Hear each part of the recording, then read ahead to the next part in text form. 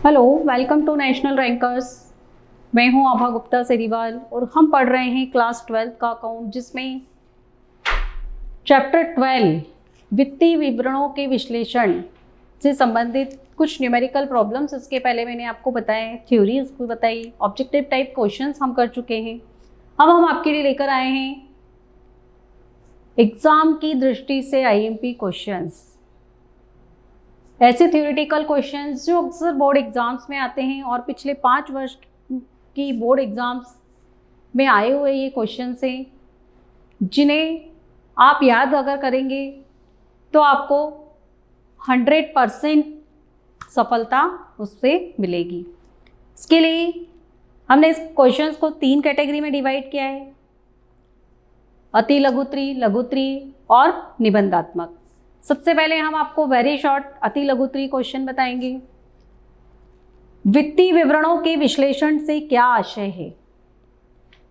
वित्तीय विवरणों के विश्लेषण, कंपनी के जो वित्तीय विवरण होते हैं उनका विश्लेषण कंपनी अपनी फाइनेंशियल पोजीशन, वित्तीय स्थिति को जानने के लिए करती है। उसकी शोधन क्षमता कैसी है, उसकी पेइंग कैपेसिटी कैसी है, अपने सॉल्वेंसी को नापने के लिए करती है और अपने आंकड़ों को इस तरीके से प्रस्तुत करती है कि उन्हें आसानी से समझा जा सके।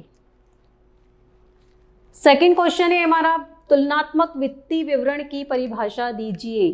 तुलनात्मक वित्तीय विवरण, जब भी किसी कंपनी के कम से कम 2 वर्ष के आंकड़ों का तुलनात्मक अध्ययन किया जाता है, वो तुलनात्मक वित्तीय विवरण में आता है। या तो एक ही कंपनी के कम से कम 2 वर्ष के आंकड़े हों, या फिर एक समान बिजनेस करने वाली जो कंपनियां होती हैं उनके आपस में आंकड़ों को देखकर उनका विश्लेषण किया जाता है कि उनकी जो दीर्घकालीन शोधन क्षमता है, दीर्घकालीन पेइंग कैपेसिटी है, शॉर्ट टर्म में लिक्विडिटी कंपनी की कैसी है, ये जानने के लिए उसकी एक कंपैरेटिव स्टडी की जाती है, एक तुलनात्मक अध्ययन उनका किया जाता है।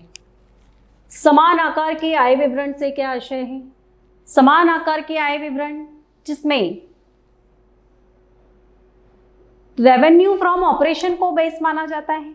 रेवेन्यू फ्रॉम ऑपरेशन 100% है, ये मानकर रेवेन्यू फ्रॉम ऑपरेशन से परसेंटेज निकाला जाता है। जैसे कि सेल्स के साथ में जो भी एम्प्लॉयज़ बेनिफिट एक्सपेंसेस है, फिक्स्ड कॉस्ट है, टैक्स है, सभी का परसेंटेज इसमें सेल्स के साथ निकाला जाता है। इसके बाद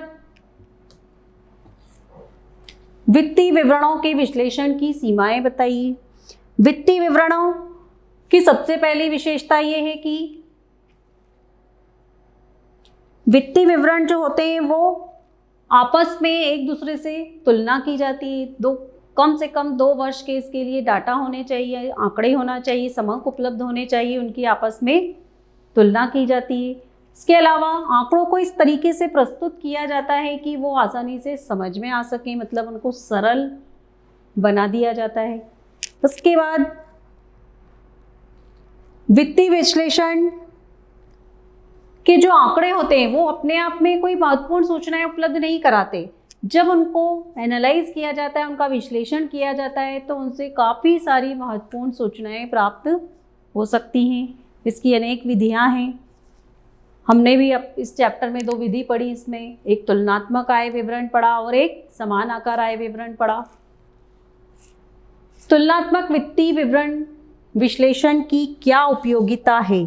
तुलनात्मक स्थिति विवरण, इसके अलग अलग लोगों को अलग अलग उसकी फ़ायदे मिलते हैं। सबसे पहले ये बिजनेस का पूर्वानुमान लगाने में आसानी होती है। पूर्वानुमान लगाने के बाद में भविष्य की इससे योजनाएं बनाई जा सकती हैं। अगर इसमें किसी तरह की कोई कमी है तो उनके कारणों का पता लगाकर उनको दूर करने के प्रयास किए जा सकते हैं। जो कंपनी के अलग अलग इन्वेस्टर होते हैं, जो कंपनी के एम्प्लॉयज़ होते हैं, कंपनी के मैनेजर्स होते हैं, उन सबको इनकी स्टडी करने के बाद की ज़रूरत होती है, क्योंकि सबका कुछ ना कुछ उसमें इंटरेस्ट होता है। जो एम्प्लॉयज़ होते हैं उनका सैलरी इंक्रीमेंट, प्रमोशन, बोनस, जो इन्वेस्टर्स होते हैं उनको अपने अमाउंट की चिंता होती है कि उनके द्वारा जो अमाउंट दिया गया था वो सेफ है या नहीं, उसके ऊपर उनको कितना रिटर्न मिल सकता है। तो ये सब उपयोगिता है तुलनात्मक वित्तीय विश्लेषण की। दीर्घोत्तरीय प्रश्न में हमारा प्रश्न है पहला, वित्तीय विवरणों के विश्लेषण के उद्देश्यों को समझाइए। अब वित्तीय विवरण का विश्लेषण क्यों किया जाता है? सबसे पहला पॉइंट है इसका, व्यवसाय की अर्जन क्षमता की जानकारी के लिए। जब व्यवसाय की अर्जन क्षमता की जानकारी चाहिए, उसकी लाभ कमाने की क्षमता क्या है, तो वित्तीय विवरणों का विश्लेषण आवश्यक हो जाता है। वित्तीय स्थिति की सुदृढ़ता को नापने के लिए, जब हम किसी भी कंपनी की वित्तीय स्थिति कितनी मजबूत है ये जानना चाहते हैं, तो वित्तीय विवरणों का विश्लेषण आवश्यक हो जाता है। प्रवृत्ति की जानकारी के लिए, जब हमें कंपनी की प्रवृत्ति की जानकारी चाहिए कि उसने कौन से ट्रेंड को अपनाया है, तो वित्तीय विवरणों का अध्ययन करने की आवश्यकता है। इसके अलावा अगर जब हम तुलनात्मक अध्ययन करना चाहते हैं, व्यवसाय सेम बिजनेस करने वाली दो कंपनियों को आपस में तुलना करना चाहते हैं, या पिछले वर्ष के आंकड़ों से हम उसकी तुलना करना चाहते हैं, तो वित्तीय विवरणों के विश्लेषण की आवश्यकता होती है। प्रबंधकीय क्षमता की जानकारी के लिए, जब प्रबंधकीय क्षमता की जानकारी जानना चाहते हैं हम किसी भी बिजनेस की, तो वित्तीय विवरणों का विश्लेषण आवश्यक है, क्योंकि जो प्रबंधक वर्ग है वो ये जानना चाहते हैं कि उन्होंने जो पॉलिसीज बनाई थी वो कहाँ तक सक्सेस हुई। तो ये सब उद्देश्य है किसी भी कंपनी के, किसी भी फर्म के वित्तीय विवरणों के विश्लेषण के उद्देश्य की। अगला क्वेश्चन हमारा आ रहा है कि वित्तीय विवरणों के विश्लेषण का महत्व समझाइए। वित्तीय विवरणों के विश्लेषण का जो महत्व है वो अलग अलग वर्ग के लोगों के लिए अलग अलग होता है। कई सारे लोग होते हैं जिनका अपना अपना कंपनी में हित होता है, अपना अपना इंटरेस्ट होता है, और उस इंटरेस्ट को लेकर वो कंपनी के जो वित्तीय विवरण हैं उनका अध्ययन करना चाहते हैं। सबसे पहले आता है उसमें प्रबंधकों के लिए, प्रबंधक मैनेजर्स। जो प्रबंधक होते हैं वो ये जानना चाहते हैं कि उनके द्वारा जो पॉलिसीज़ बनाई गई थी, उनके द्वारा जो अल्टरनेटिव्स डिसाइड किए गए थे, जो नीतियां निर्धारित की गई थी, जो उद्देश्य निर्धारित किए गए थे, उनमें वे कहाँ तक सफल हुए हैं।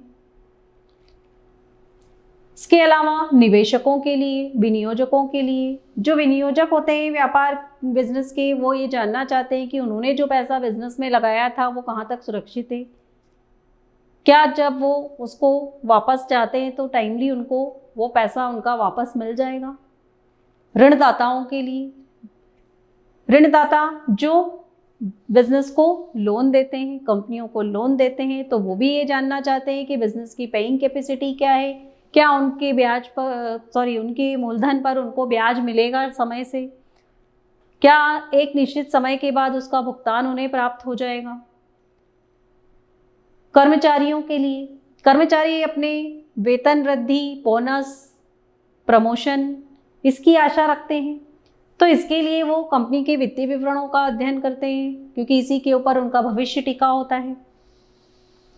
इसके अलावा वित्तीय संस्थाएं, वित्तीय संस्थाएं जो व्यापार को वित्तीय सहायता उपलब्ध कराती हैं, तो वो भी कंपनियों के जो फाइनेंशियल अकाउंट्स होते हैं, वित्तीय विवरण होते हैं, उनकी स्टडी करने के बाद ही वो ये डिसाइड करती है कि निकट भविष्य में इनको फाइनेंशियल हेल्प देना चाहिए या नहीं देना चाहिए। सरकार के लिए भी, सरकार भी जब नेशनल इनकम जानना चाहती है, देश में जो भी इंडस्ट्रीज़ हैं, उनकी कंपनीज़ हैं, उनकी ग्रोथ जानना चाहती है, तो वो इनके फाइनेंशियल स्टेटमेंट की स्टडी करती है, और इसी के आधार पर वो टैक्स डिसाइड करती है। उन्हें ये अंदाज़ा हो जाता है कि उनको रेवेन्यू के रूप में कितना टैक्स मिलेगा। इसके अलावा भी और कुछ ऐसे लोग होते हैं जो कंपनी की वित्तीय विवरण की स्टडी करने में इंटरेस्टेड होते हैं, जैसे जो रिसर्च स्कॉलर्स होते हैं, जो अनुसंधान करते हैं, खोज करते हैं, नए नए आविष्कार करते हैं, वो भी कंपनी के बारे में जानना चाहते हैं, क्योंकि वो इसके आधार पर फ्यूचर की प्लानिंग्स करते हैं। तो ये सब इम्पोर्टेंस है जो अलग अलग लोगों के लिए अलग अलग है। अगला क्वेश्चन हमारा है, वित्तीय विवरणों के विश्लेषण की सीमाओं का वर्णन कीजिए।